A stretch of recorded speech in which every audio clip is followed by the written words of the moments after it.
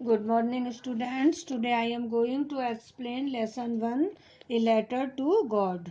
एक पत्र ईश्वर के नाम। ये आप लोगों की बुक फर्स्ट फ्लाइट का फर्स्ट लेसन है।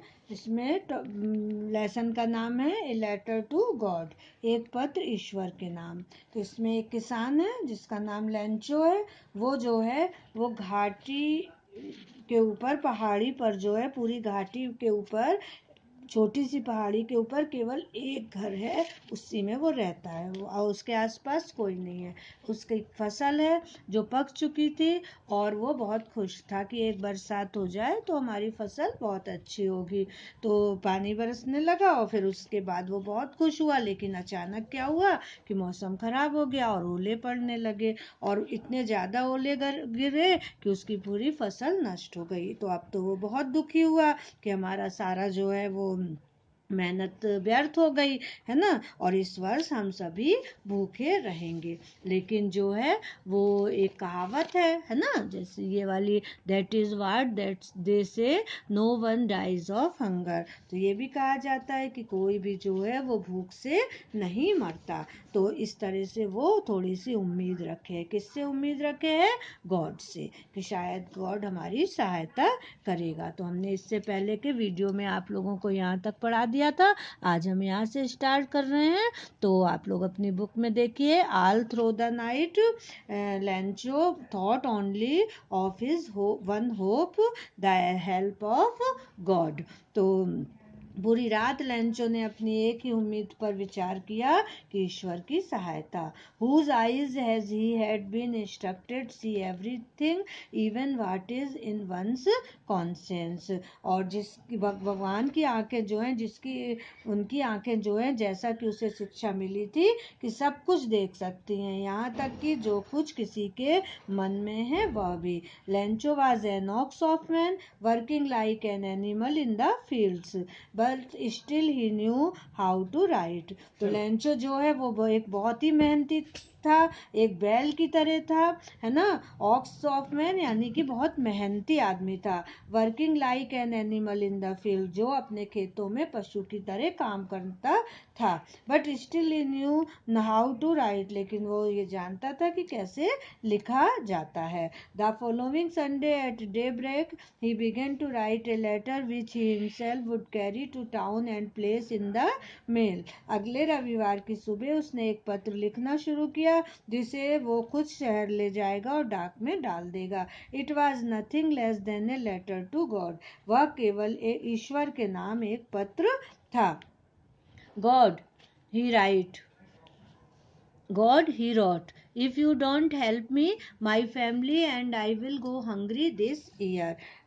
ईश्वर, अगर उसने लिखा, यदि आप मेरी मदद नहीं करोगे, मेरा परिवार और मैं इस वर्ष भूखा रहूंगा।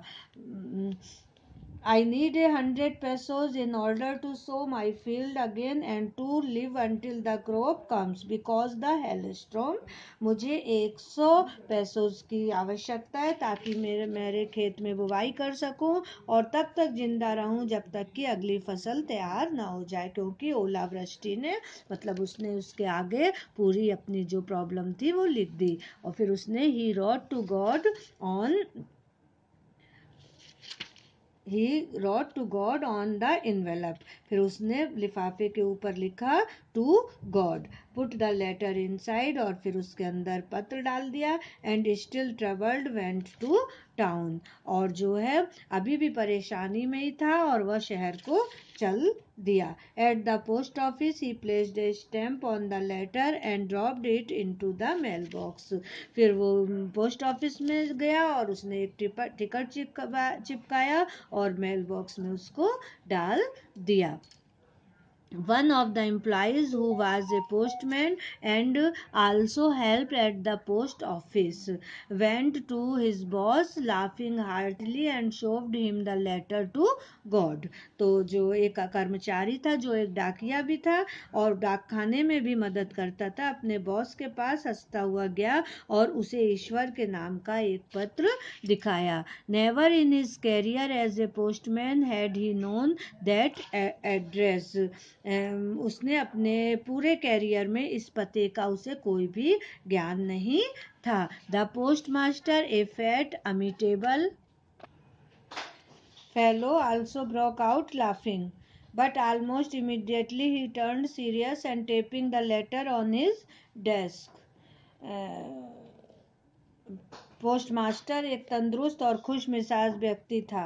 वह भी हंस पड़ा, किंतु वह अगले ही क्षण तत्काल गंभीर हो गया और पत्र को अपनी मेज पर थपथपाते हुए कमेंटेड. उसने टिप्पणी की, कहा, वाट फेथ, क्या विश्वास है. I wish had the faith of the man who wrote this letter. मैं चाहता हूँ कि मुझ में भी वैसा ही विश्वास हो जिसने यह पत्र लिखा है. Starting up a correspondence with God, ईश्वर के साथ पत्र व्यवहार शुरू करने का. So in order not to shake the writer's faith in God, the postmaster came up with an idea.